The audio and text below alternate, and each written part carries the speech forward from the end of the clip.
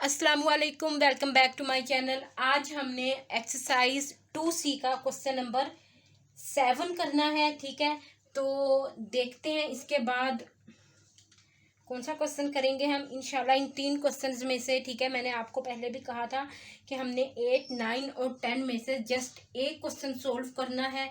ठीक है, तो अगर आपको किसी क्वेश्चन में प्रॉब्लम है इन तीनों में से, मतलब कि समझ नहीं आ रहा या कोई डाउट है जो आप क्लियर करना चाहते हैं, तो आप मुझे कमेंट सेक्शन में मैसेज करके बता सकते हैं कि ये क्वेश्चन सोल्व करवाएं। इंशाल्लाह हम वही क्वेश्चन करेंगे। ठीक है, तो आइए अपने क्वेश्चन नंबर 7 की तरफ प्रोसीड करते हैं। ठीक है, तो क्वेश्चन नंबर 7 में वो कह रहा है given that Q is directly proportional to P-1 whole square and P is always positive।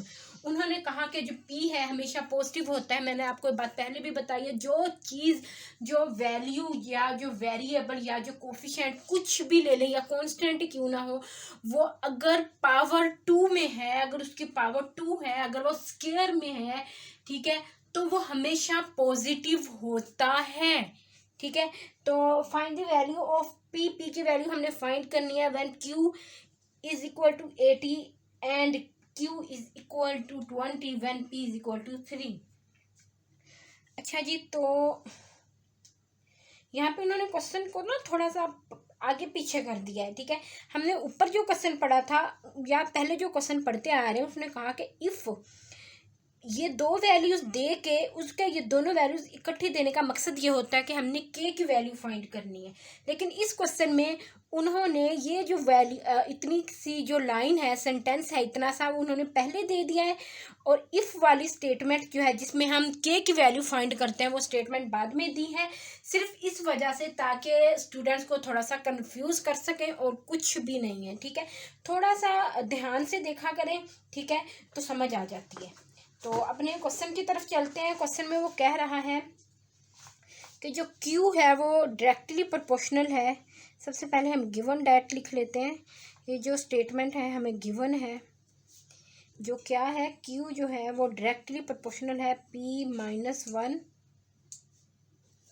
Whole square के। ठीक है, तो हम इसको ओपन कर लेंगे। Q is equal to K into P-1 whole square. ठीक है, उन्होंने कहा कि if Q is equal to 20 when P is equal to 3। हमने ये लास्ट वाली लाइन ली है, ये इफ के बाद वाली। ठीक है, क्योंकि यहाँ से हमने K की वैल्यू निकालनी है। यहाँ पर वो कह रहा है find the value of P when Q is equal to 8। यहाँ इस सेंटेंस से हमने P की वैल्यू निकालनी है और K की वैल्यू लास्ट वाले सेंटेंस से निकालनी है। तो मैंने क्या किया, मैं इसको नाम दे लूँगी, इसको 1 का, इसको मैं 2 का नाम दे लूँगी। ठीक है, के इज़ प्रोपोर्शनैलिटी कॉन्स्टेंट मैं हर वीडियो में बताती हूँ लेकिन राइट नहीं करती। ठीक है, तो अब हम चलते हैं। वो कह रहा है कि क्यू क्या है, 20 है। मैं एक दफ़ा इक्वेशन को दोबारा रीराइट कर लेते हैं। अक्सर स्टूडेंट होते हैं वो पजल हो जाते हैं कि पता नहीं कौन सी इक्वेशन में वैल्यू पुट कर दी है। ठीक है, तो क्यू क्या था, हमारे पास 20 था, इज इक्वल टू के। अच्छा जी, तो मैंने यहाँ पे क्या किया है, P जो है मैं डायरेक्ट इसको ओपन नहीं करूँगी। असल में ये एक फार्मूला है P-1 होल स्क्वायर, जो कि इक्वल है P स्क्वायर -2P + 1 के। ठीक है, जो P-1 होल स्क्वायर है वो इस फार्मूले के इक्वल है, बट हम इसको ओपन नहीं करेंगे। ठीक है, तो अगर हमारा काम बंद क्लोज इक्वेशन में ही हमारा काम बन रहा है तो हमें ओपन करने की ज़रूरत ही नहीं है। ठीक है, तो उन्होंने क्या P इज इक्वल टू 3 मैं डायरेक्ट वैल्यू पुट करूँगी 3-1। ठीक है, यहाँ पे ये स्क्वायर था, ऊपर वैसे का वैसे ही आ जाएगा। 20 इज इक्वल टू के, 3-1 क्या होता है 2, ऊपर स्क्वायर वैसे का वैसा ही आ जाएगा। 20 is equal to K multiply by 4, 20/4 is equal to K. ठीक है, देन के इज इक्वल टू 5, 4 5 20 होते हैं। यहाँ से हमारे पास 5 आ गया। अब मैंने क्या करना है, मैंने इक्वेशन 2 में वैल्यू अगेन पुट कर देनी है। मैं लिखूँगी put K is equal to 5 in 2, equation 2। तो मेरे पास इक्वेशन 2 क्या आ गई, Q is equal to 5 into P-1 whole square. ठीक है, तो उन्होंने आगे कहा है कि find the value of P। P की वैल्यू फाइंड करनी है when Q is equal to 80। जब Q क्या है, हमारे पास 80 है, तो मैं इक्वेशन 3 लेती हूँ। Put Q is equal to 80 in 3। ठीक है, मैंने 3 में पुट किया है। ठीक है, तो अब हम क्या करेंगे, 80 इज इक्वल टू 5, ये वाला 5। ठीक है, P की वैल्यू फाइंड करनी है, इसको हम एज इट इज रहने देंगे। ठीक है, तो यहाँ 5 मल्टीप्लाई हो रहा है इसके साथ। ठीक है, ये ऐसे तो नीचे आके डिवाइड हो जाएगा।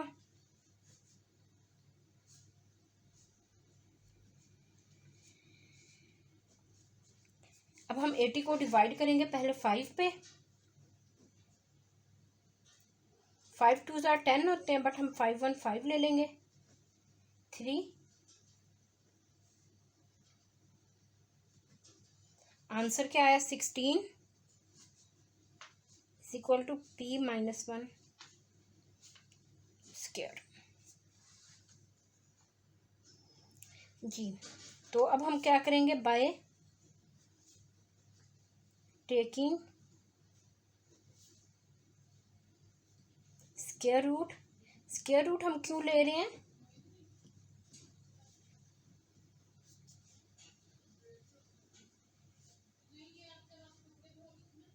Both sides. स्क्वायर रूट इसलिए ले रहे हैं ताकि स्क्वायर को ख़त्म कर सकें। ठीक है, इसको कैंसिल कर सके। मैंने यहाँ 16 के ऊपर भी स्क्वायर रूट ले लिया, यहाँ पर P माइनस 1 होल स्क्वायर के ऊपर भी स्क्वायर रूट ले लिया। ये कैंसिल, ये क्या होता है, 4 का स्क्वायर होता है। ठीक है, यहाँ पे P माइनस 1 रह जाता है, ये भी इसके साथ cancel. 4 is equal to P minus 1, 4 plus 1 is equal to P, K minus 1 था, इधर आके प्लस 1 हो गया, तो हमारे पास P क्या आ गया, 5। देन Q क्या था, 80 था। ठीक है, तो ये था हमारे पास फाइनल क्वेश्चन। ठीक है, तो अब हमने क्या करना है, हमारा यहाँ तक जो है 7 क्वेश्चंस अब तक कंप्लीट हो चुके हैं। ठीक है, तो इंशाल्लाह नेक्स्ट क्वेश्चन हम नेक्स्ट वीडियो में करेंगे।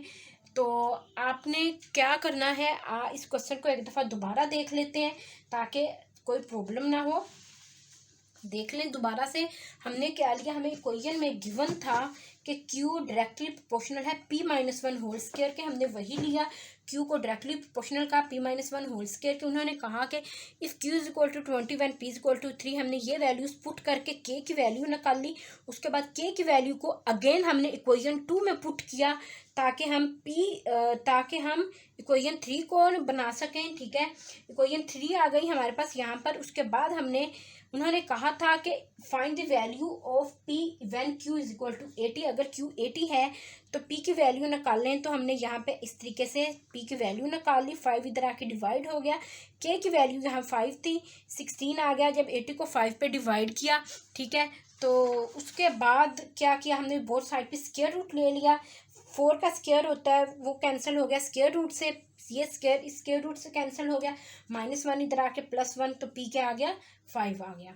ठीक है, तो इजाज़त दें, नेक्स्ट वीडियो में हम नेक्स्ट क्वेश्चन सोल्व करेंगे इंशाल्लाह। तब तक के लिए अल्लाह हाफिज़।